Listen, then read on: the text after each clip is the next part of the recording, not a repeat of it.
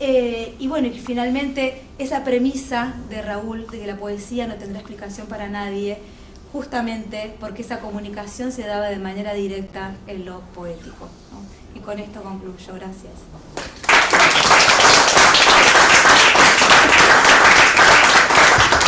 Muchas gracias a vos, Luciana. Esa frase de Raúl Gustavo me hace acordar a una anécdota maravillosa de Machado, que en una lectura de poesía lee un poema de él y alguien le pregunta, ¿pero qué ha querido decir usted, maestro?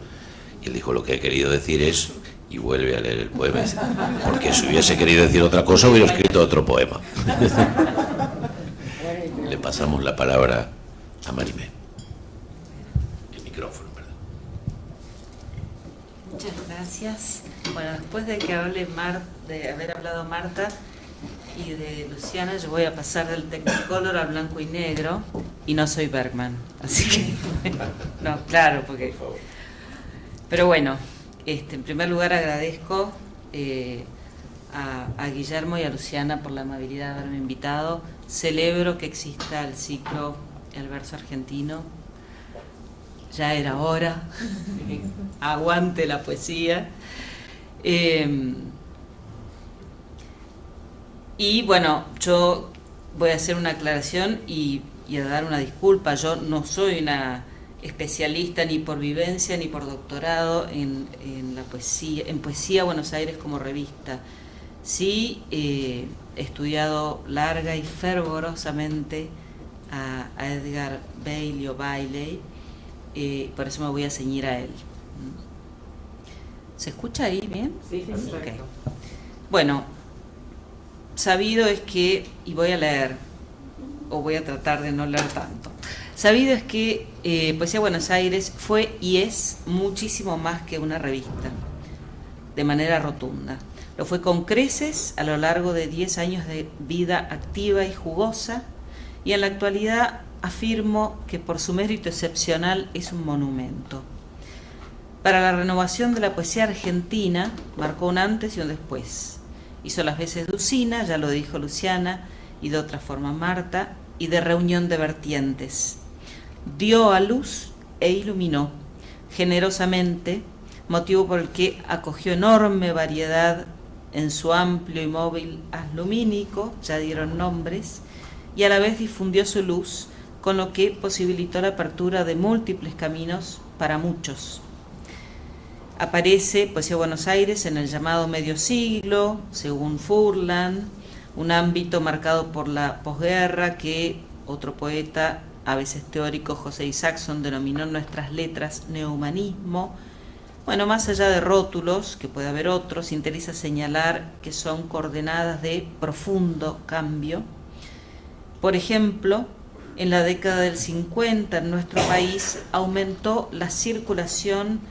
Por un lado, yo no me voy a detener tanto en esto, aprovecho que ya lo dijeron, la circulación de la poesía. Se tradujeron poetas que vaya a saber cómo llegaron aquí, sus poemas, y se tradujeron. Rodolfo decía que había librerías especializadas en el centro y llegaban las revistas. Es muy probable que lo leyeran. Claro, había un fenómeno de la poesía de la literatura en la Argentina, y es que si uno quería leer autores de otros países tenía que conocer su idioma, ¿no? Ahí está, bueno, en fin, otro tema. Las librerías donde Sí, sí. por Había ejemplo, una librería francesa que se llamaba Claro. Biau. Exacto. Sí, sí. Mucha literatura francesa. Pero bueno, circuló todo esto que el milagro de Aguirre permitió que se tradujera, pero también aumentó la circulación interna, y esto hay que decirlo, porque si no parece que la ampliación siempre se da ad extera, ¿así se dice? No me acuerdo.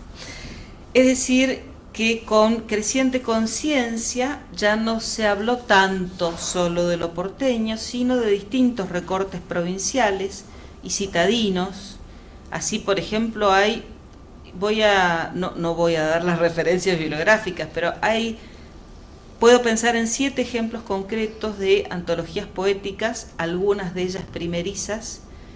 Por ejemplo, la antología o muestra poética de San Luis del 52, de Tucumán del 52, de Córdoba el 53, Entre Ríos 55, La Pampa 55, La Plata 56, el Litoral entrerriano 57, es decir, la misma década de poesía Buenos Aires.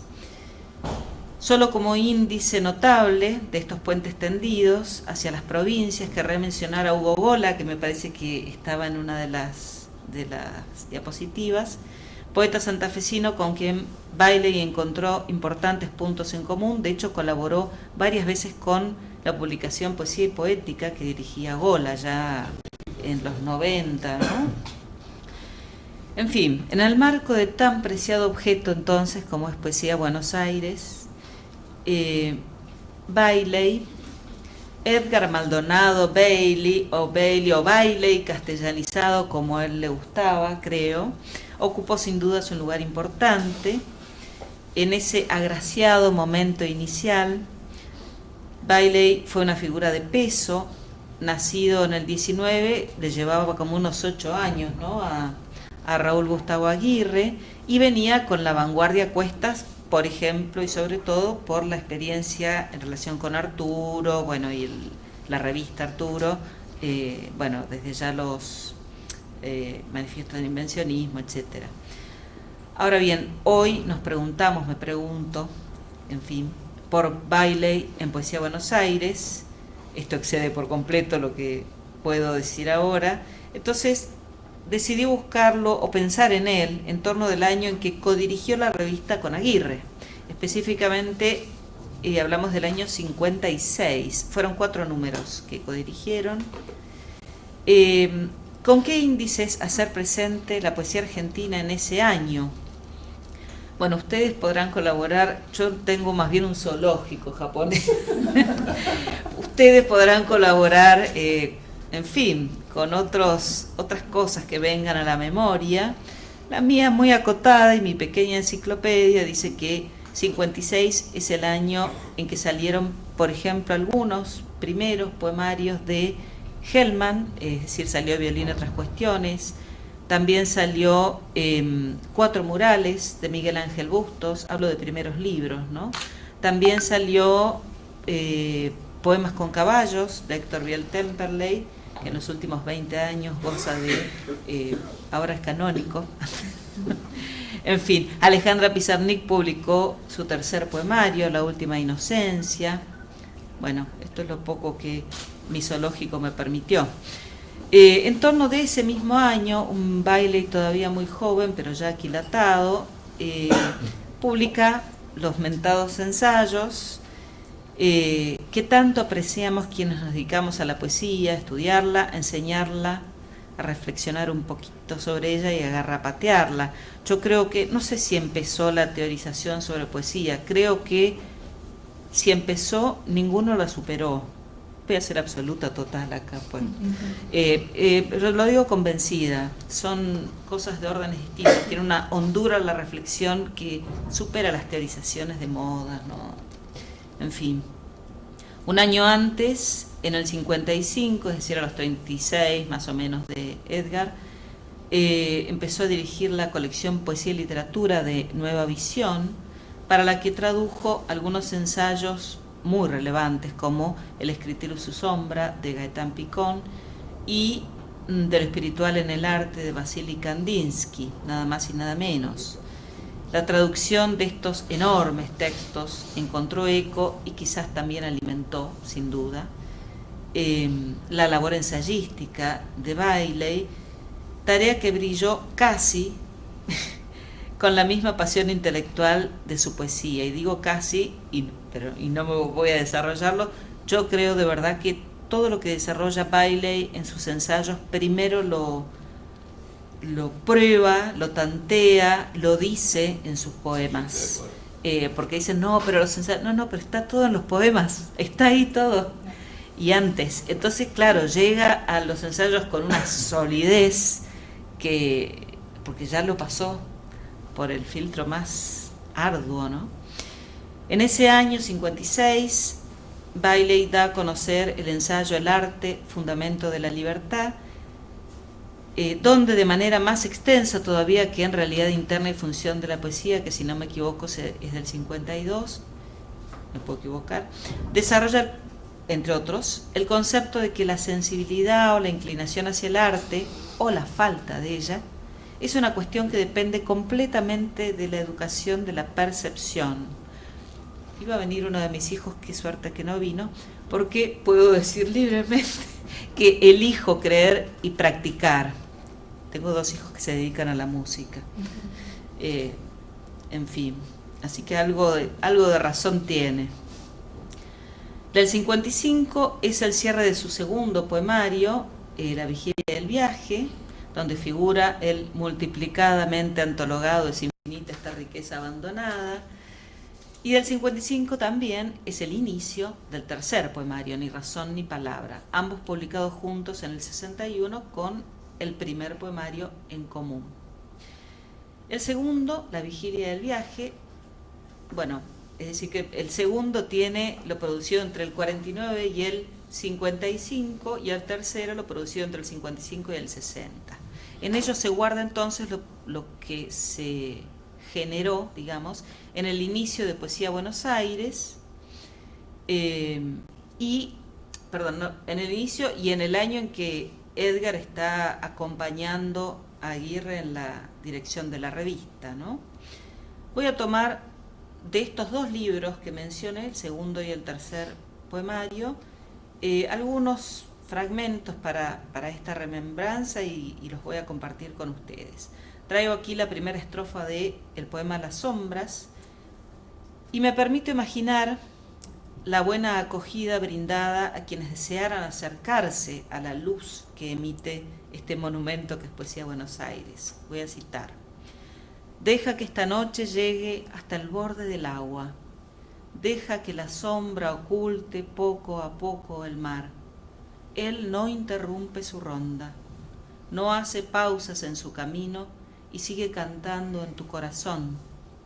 Deja que esta noche sorprenda nuestro eco y la tierra firme de tu alma.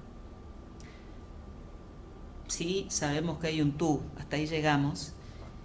Ese tú al que el poema se dirige es a la vez cualquiera de nosotros aquí y ahora, así que añado los 2 versos que siguen. Deja que esta noche sorprenda nuestro eco y la tierra firme de tu alma. Ya lo leí, perdón. También repito la primera estrofa del poema siguiente, uno de mis favoritos, que es Llama verdadera, donde el foco recae en la más plena confianza, en la experiencia estética como transformadora si se permite que esto ocurra. Cito el poema, un fragmento. Llama verdadera del instante, ir y venir de la noche, el sueño es ágil, todo lo descubre, un aire nace, temblor oscuro que nadie detendrá. Hay un movimiento de instalarse en el presente absoluto, otra vez apela a nosotros, vital y exigente en esa llama verdadera del instante, frente al mundo que incluye al sí mismo. Diría que es una toma de posición caracterizada por 2 actitudes constantes en Bailey: la apertura y la perenne disponibilidad para el asombro. En palabras de Bailey mismo, diría, sin saber ya más y preguntando, o sobre toda respuesta a favor del secreto y la razón. Este mismo talante de entusiasta acogida a lo que se ofrezca, a lo que se dé, el mismo talante es el que Bailey destaca en un texto acerca de Poesía Buenos Aires y coincide con algo que recordaron dicho por Aguirre, texto escrito en el año 88 para Diario de Poesía, donde asegura que evocar a Poesía Buenos Aires, y lo cito a él, es solventar un momento de fe, de reunión sin conjura, de devoción acaso, salteo, es rescatar una actitud, una comunión. Y luego añade una pareja de rasgos indisociables que me gustó la fórmula, con la que sería muy saludable que nos empapáramos, Dice, es heterogeneidad y afinidad. Este recuerdo de la confianza que los agrupaba coincide con la bienvenida de los días, que es título del el primer poema de la vigilia del viaje, segundo poemario. Y el final del poema dice: ni una cuña en el ámbito del sueño, ni una pausa en el viaje o la bandera, tienen mi amor oculto y verdadero, mi sed, mi litoral inquieto, el surco antiguo y la confianza. Teniendo presente su fe en la vivencia, tornamos al traductor, así como el Kandinsky, desde lo espiritual en el arte, que tradujo Bailey, teoriza sobre lo puramente plástico, con deliberada prescindencia de la anécdota o el tema. Bailey mismo teoriza reiteradamente sobre las meras palabras, digamos así. Primero con intenso fervor juvenil, como sabemos, cuando hace los manifiestos del invencionismo, y más tarde ya con la certeza adquirida después de haber reflexionado mucho, por ejemplo en el poema Ni razón ni palabra del libro homónimo, que empieza así: cada noche los sueños inmolan tu pena y tu culpa, de frente al olvido, a la pregunta y la canción inexcusable. Es necesario empaparse, herirse, hundirse, buscar el estallido hasta decir: perdón, no soy el mismo. Pero el fuego desgrana tus razones de tierra, debes perder la luz plena, los motivos de la victoria. ¿Qué dice el poema? ¿Cuál es la semiosis? ¿De qué habla?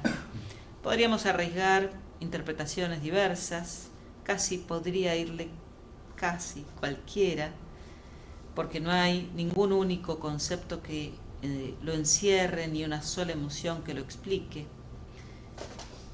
Y aquí salto a los ensayos. Entre su poesía y sus ensayos de poética, Edgar guarda total coherencia. Leemos en el mentado ensayo del 56, dice: lo específico de un proceso estético estriba en que su finalidad no es proporcionar un conocimiento o un dominio, sino una contemplación que se agota en el ejercicio de sus propias funciones. O más sintéticamente, dice, en realidad el proceso estético es el trasfondo anímico de toda experiencia. Las circunstancias a la hora de escribir importan muchísimo, pero sostiene, el artista busca trascenderlas, ir más allá del dolor o del amor que pudo haber engendrado la emoción creativa. Mejor dicho, más que trascenderlas, partir de ellas, vivirlas y mirarlas, para, al cabo de un complejo mecanismo, acendrarlas y ponerlas en discurso. Así, en todo caso, aceptarlas. En consonancia con estas reflexiones de Edgar, y en respuesta a quienes muchas veces cuestionaron Poesía Buenos Aires tildando de elitista la revista y el grupo, traigo a colación el poema Cuestión de tiempo, y casi con esto cierro. Cuestión de tiempo, de andar en trenes, de encontrar a la luz del sol la guerra y la paz, el camino que lleva al hermano, al enemigo. Cuestión de tiempo, la música vendrá. Un tribunal enjuiciará tu miedo, tu pobreza, y otro mañana, de distinto modo, al vagabundo que se extravía balbuceando, el idioma que hablarán los hombres. Cuestión de tiempo, colonizadores de la riqueza y la claridad. En todos hablará el difícil amor, la transparencia, pero siempre el vértigo extenderá sombras sobre los senderos, abrirá cielos sobre las voces y el silencio, y hombres solos, mujeres solas, hablarán sin amparo, sin encontrar la palabra apropiada, el nombre de la noche. Basta entonces que las cosas decanten con el tiempo y hablen por sí mismas, lugar común, tocado y probado por la aguda lucidez y por el sopesado rigor de Edgar a la hora de la escritura, que en él fue y es pensamiento insobornable y tamizada emoción. Muchas gracias.